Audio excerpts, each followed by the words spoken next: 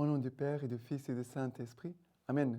Grande joie d'être là avec toi en ce 6 avril et aujourd'hui nous sommes le jeudi saint. Bien sûr qu'il y a la messe des saintes huiles où l'évêque va bénir les saintes huiles pour les sacrements, pour l'onction des malades, pour le baptême, pour la confirmation. C'est la messe chrismale, mais aussi il y a la messe de lavement des pieds. Et ce sont les lectures de lavement des pieds que je vous apporte aujourd'hui. Alors, la première lecture d'aujourd'hui, c'est Exode chapitre 12.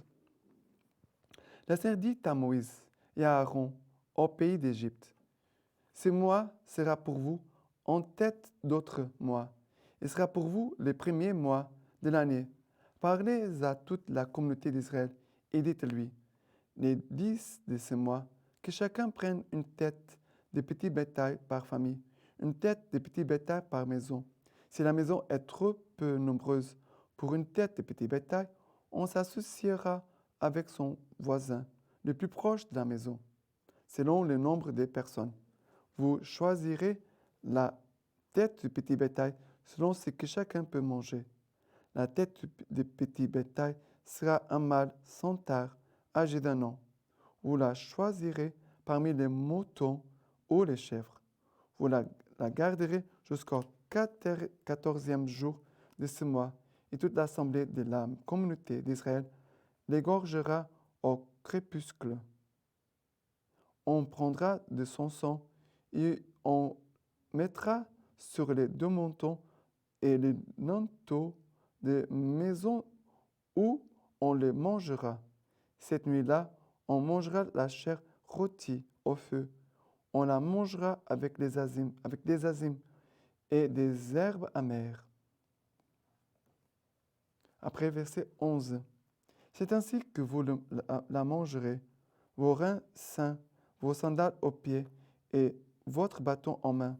Vous la mangerez en toute hâte. C'est une Pâque pour le Seigneur.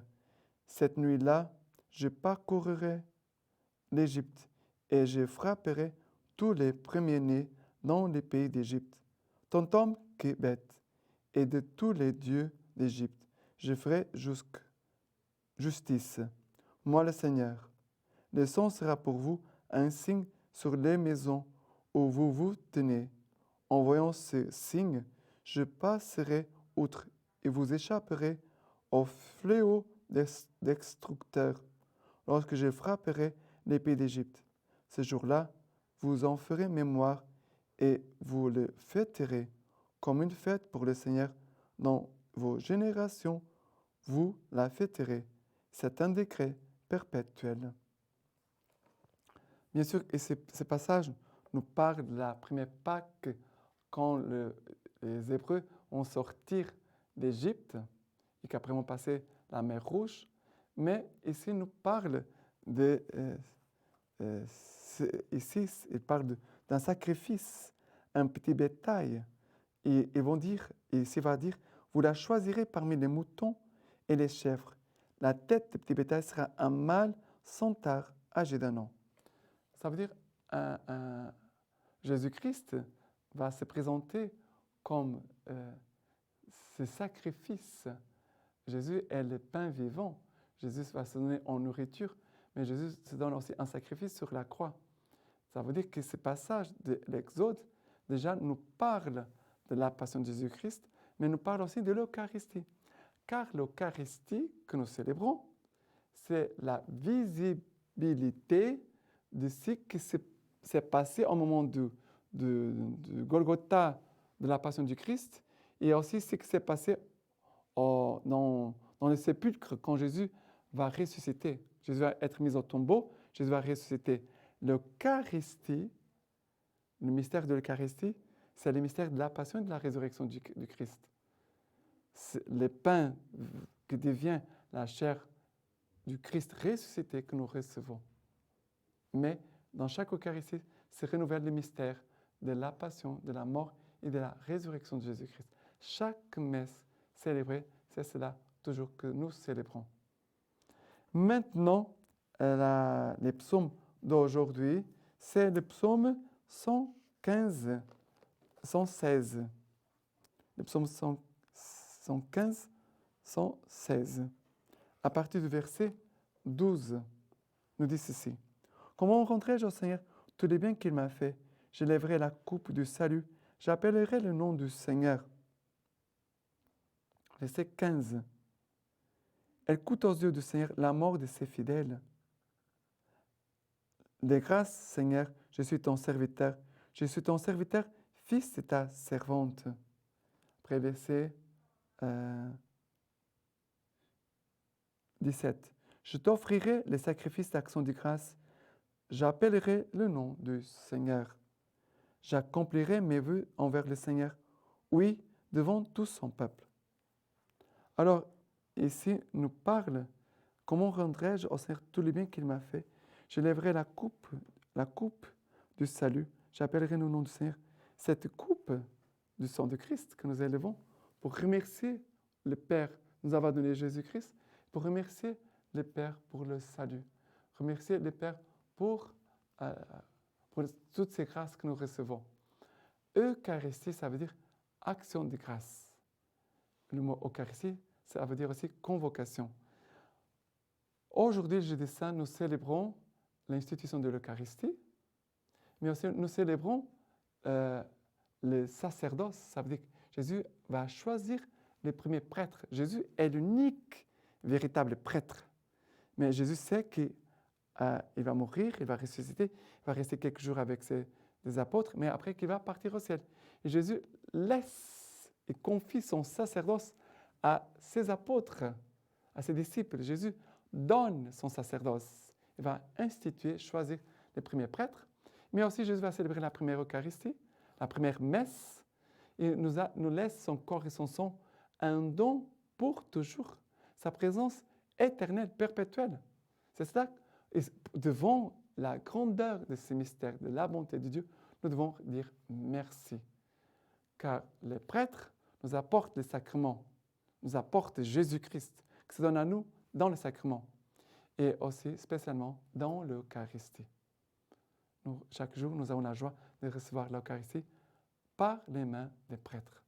Des hommes qui sont pécheurs, fragiles, avec des limites, mais que Jésus a choisi pour vraiment se donner, pour que Jésus puisse se donner à chacun de nous. Maintenant, la deuxième lecture d'aujourd'hui, c'est 1 Corinthiens, chapitre 11, à partir du verset 23. Pour moi, en effet, j'ai reçu du Seigneur ce qu'à mon tour je vous ai transmis. Le Seigneur Jésus, la nuit où il était livré, prit du pain et, après avoir rendu grâce, le rompit et dit, « Ceci est mon corps, qui est pour vous. Faites ceci en mémoire de moi. » De même, après le repas, il prit la coupe en disant, « Cette coupe est la nouvelle alliance en mon sang.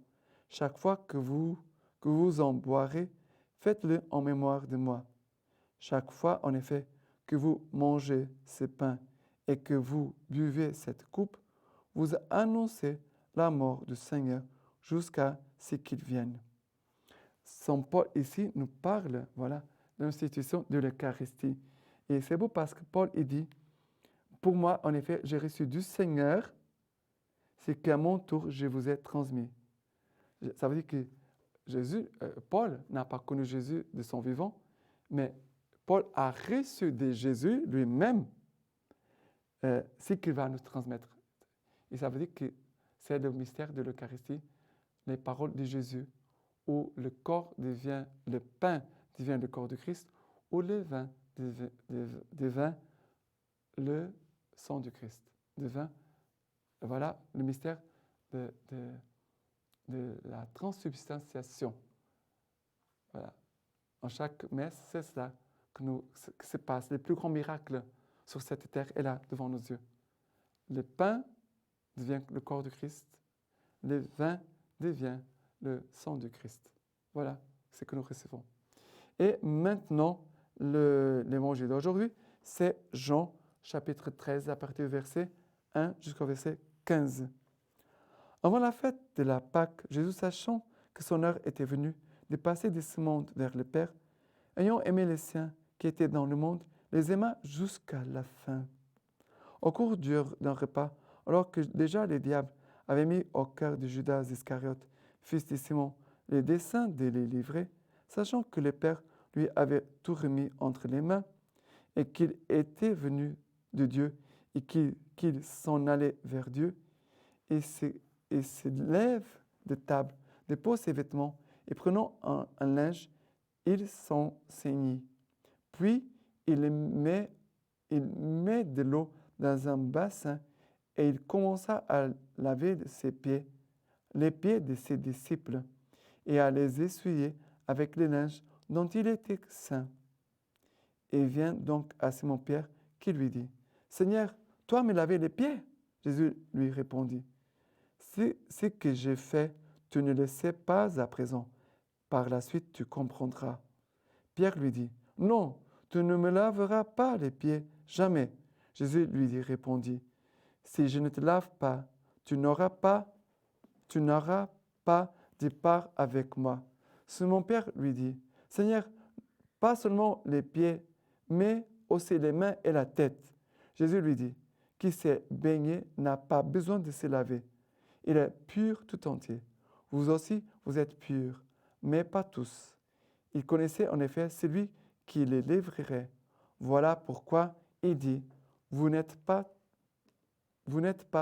tous purs. » Quand donc il leur eut lavé les pieds, qu'il eut repris ses vêtements et se fut remis à table, il leur dit, « Comprenez-vous ce que je vous ai fait? Vous m'appelez Maître et Seigneur, et vous dites bien, car je le suis.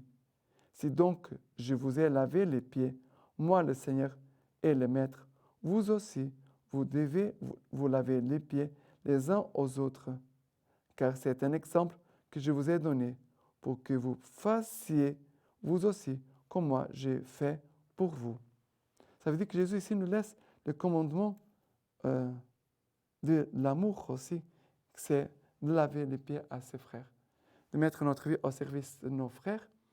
Mais dans notre communauté Semence du Verbe, chaque semaine, le jeudi, nous avons le moment de lavement des pieds. Ça veut dire, c'est le moment c'est le moment où nous demandons pardon les uns aux autres par les fautes communes par rapport à notre règle, à notre vie communautaire.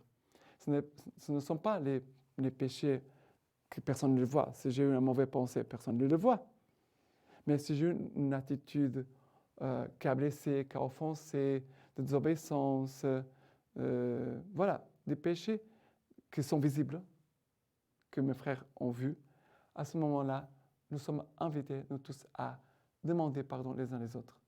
C'est le service de l'humilité. Lavement des pieds, c'est l'humilité. Jésus qui se met à la place de l'esclave pour laver les pieds à ses apôtres. Jésus se met à la place d'un esclave, des esclaves. Mais il nous invite à nous abaisser pour aussi être humbles, petits, au service des autres, le service de l'amour. Voilà ce que Jésus nous enseigne. Vivre de l'Eucharistie, c'est l'Eucharistie, le sacerdoce et le lavement des pieds. 3 grâces que nous recevons aujourd'hui dans ce jeudi saint. Nous devons remercier le Seigneur et bien honorer ce que le Seigneur nous a fait comme don. Et maintenant, la lecture patristique de Méliton, qui nous dit ceci. C'est lui qui nous a fait passer de l'esclavage à la liberté, des ténèbres à la lumière, de la mort à la vie, de la tyrannie à la royauté éternelle. Lui qui a fait de nous un sacerdoce nouveau, un peuple choisi pour toujours. C'est lui qui est la Pâque de notre salut. C'est lui qui endura bien des épreuves, en un grand nombre de personnages qui les préfiguraient. C'est lui qui en Abel a été tué, en Isaac a été lié sur le bois, en Jacob a été exilé, en Joseph a été vendu, en Moïse a été exposé à la mort, dans l'agneau a été égorgé, en David a été en but aux persécutions, dans les phénomènes, dans le prophète a été méprisé. C'est lui qui s'est incarné dans une vierge, a été suspendu au bois, enseveli dans la terre, ressuscité d'entre les morts, élevé dans les hauteurs des cieux. C'est lui l'agneau muet, c'est lui l'agneau égorgé, c'est lui qui est né de Marie, la brebis sans tache. C'est lui qui a été pris du tombeau, du troupeau, traîné à la boucherie, immolé sur le soir, mis au tombeau vers la nuit. Sur le bois, ses os n'ont pas été brisés dans la terre. Brisés. Dans la terre, il n'a pas connu la corruption. Il est ressuscité d'entre les morts. Et il a ressuscité l'humanité gisant au fond du tombeau. Maintenant, je vous laisse la bénédiction par les mains toutes pures de la Vierge Marie. Dieu Tout-Puissant vous bénisse et vous garde, le Père, le Fils et le Saint-Esprit. Amen.